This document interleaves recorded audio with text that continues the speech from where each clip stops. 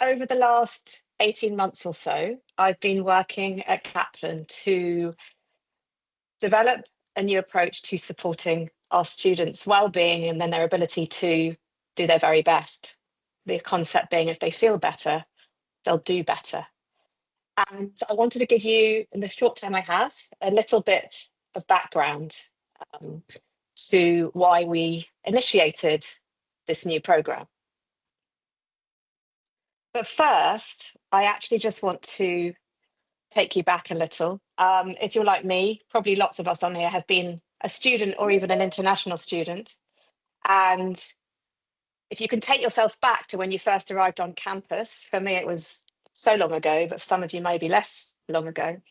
And just think about what it felt like, what feelings were there when you first arrived in this new place, perhaps not knowing anyone, perhaps far from home. So just interested, so seeing if you can call that to mind. And just sort of linking that now to our international students, which so many of us work with. And we know whether we work really closely with them in colleges or whether we work in the recruitment process, but we know that there's a big change involved in studying internationally. But we decided that we wanted to really look in depth at what our international students were feeling about their well-being, particularly as international students. So we spoke in depth to a group of 25 students and alumni. We decided to do in-depth research rather than a big mass survey so that we could really get under the skin of what was going on for them. What were they feeling, rather than making assumptions? So students were from over 23 nationalities, 15 institutions, and we spoke to them all for an hour, 2 interviewers, and it was very eye-opening what we learned. So first, I'd love you to just have a think about what their most common well-being challenges might be. So just have a think. Share if you want to. And now I'm going to show you what we found. So bearing in mind that all of you will be working with different cohorts in different environments, so these might look different depending on the circumstances and the environments your students are in. But these were, for Kaplan, what came up for our international students. And probably none of these are a big surprise. There were others that were mentioned, but these were the top 5 that came up. And they came up again and again and again. And I think what's very interesting is to look at that piece around inability to focus. I think we'd all expect to see homesickness, loneliness in those early days, but inability to focus is perhaps something we don't consider as a side effect of being far away from home. And I'd love you to just hear now from a couple of students that we spoke to. So Anshul, thumbs up that you can hear it okay. This is Clara. She studied at Arizona State University and she's from Denmark. I think finding things in common with people. I struggle a lot with the social life.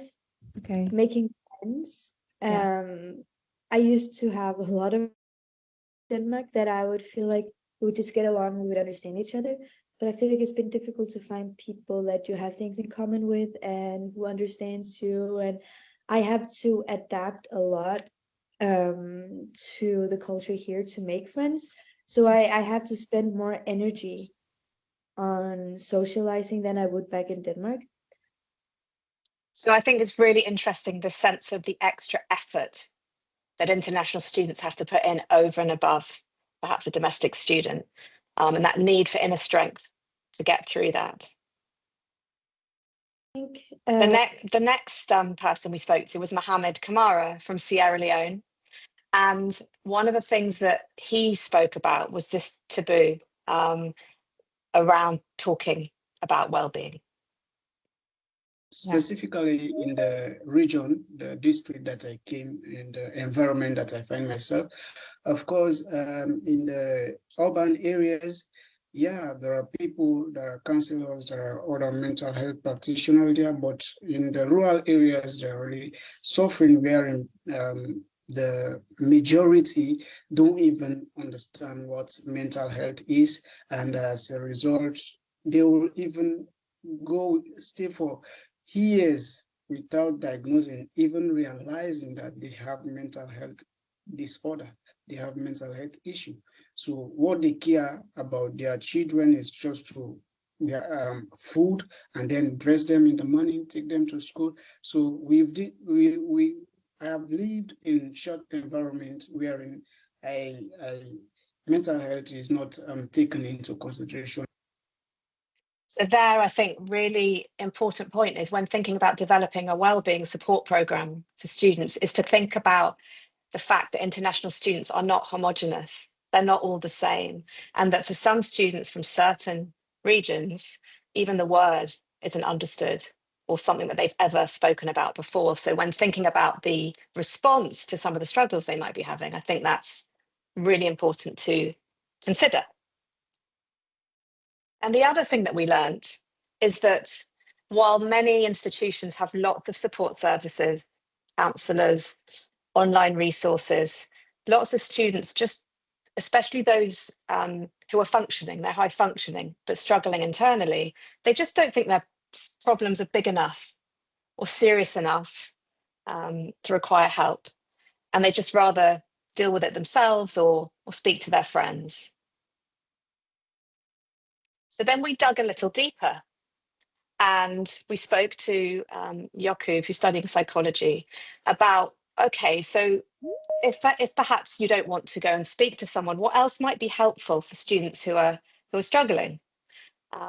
Some of the things that came up from other students before I play Jakub's video is this concept of practical techniques, things that you can do yourself, be empowered to just help yourself, mindset training, something that helps you access a community, some connection. So these are themes that came up again and again from students we spoke to. And this is Jakub's response. Practical exercises and learn to enhance focus and manage stress. For many, I'm pretty sure the mindfulness practices would be really appealing for many of my peers because of the Instagram and all this trend on being mindful and etc. Just thought that was really fascinating how different this generation are in terms of how they want to access support, consume content. So this idea that well-being is now so TikTokable, Instagrammable. There is so much online content that students are accessing to help support their well-being. So I just thought that was interesting, that maybe for some of the older generation, mindfulness, some of this stuff might be seen as a bit woo-woo, but for the younger generation, they're very open to it. So we did the research and took it all away, and off the back of that, decided to build this new response, this new approach to supporting our students' well-being. And I do want to make the point that this isn't about a fix-all. This isn't about students in severe difficulty, where GPs, counsellors, there's absolutely a very, very important place. But this is for a group of students, those who are struggling on, those with this high functioning, struggling within high functioning anxiety, that are performing, but they're struggling inside and they are looking for some extra support. So in terms of the challenges we were looking at that came up from our research, this loneliness, this academic stress, inability to focus, these just feelings of being not at ease in our own skin, this low resilience, we developed what we called the resilience solution, which is designed to help combat these feelings and help young people to feel calmer, more focused, to connect more easily with other people, and to ultimately have more resilience. The program that we've developed is a 6-week online program. And it's really taken from some of the original science-backed techniques that, I don't know if any of you have heard of John Kabat-Zinn. He started the Mindfulness-Based Stress Reduction Center at the University of Massachusetts. And he had many people coming to him who were very, very stressed. And traditional techniques weren't helping. And by going through a program, accessing simple mindfulness techniques, such as body scans, breathing, being able to manage difficult thoughts and emotions more easily, these people started to get better. And I'm sure you'll all have seen how across so many businesses, institutions, and within education, mindfulness is more and more used to help support people's well-being.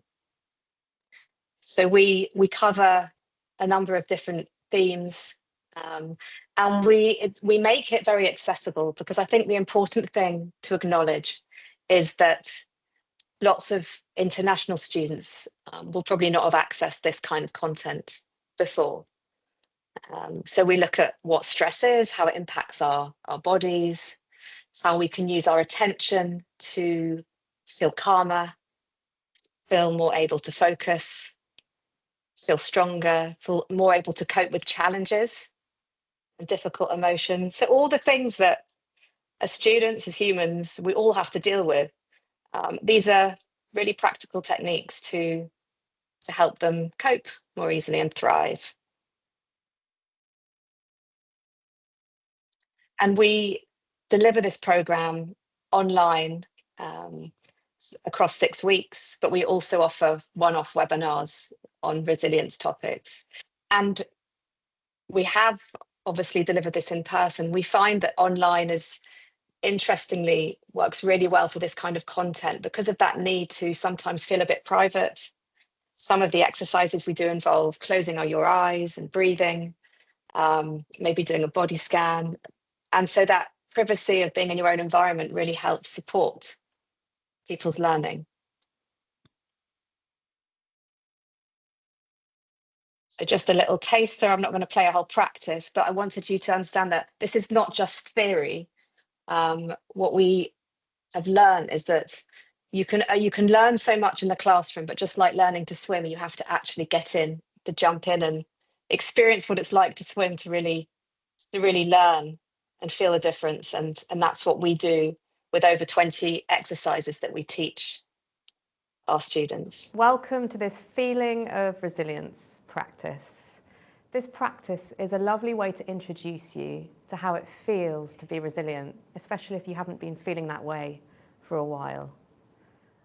So I won't go any further, but just making the point that students can access self-help resources, they can read a lot, but it's only through actually experiencing these practical exercises that they can feel the change for themselves.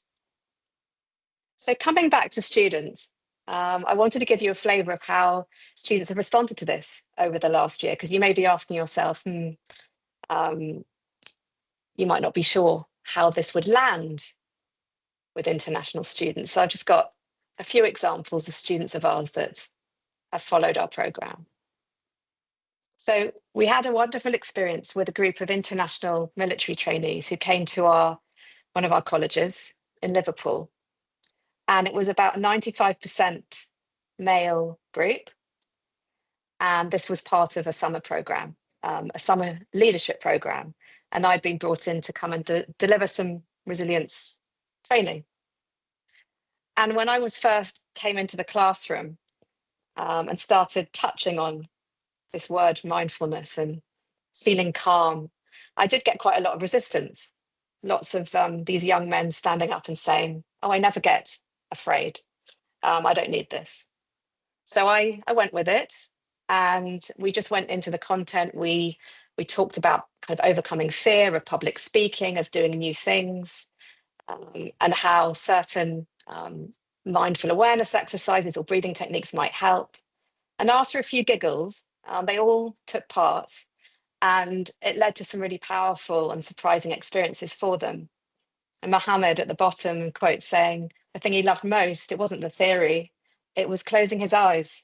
He'd probably never been asked to close his eyes and see what his mind was doing as part of an education program. So we had really overwhelmingly positive results from this workshop. So just to say that it's not always the most obvious cohorts that benefit from this.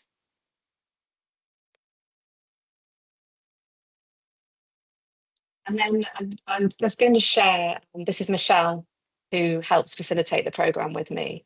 And I'm just going to show you some clips from a few students who've tried out these techniques, so you can hear from them how they respond to experiencing this kind of new program.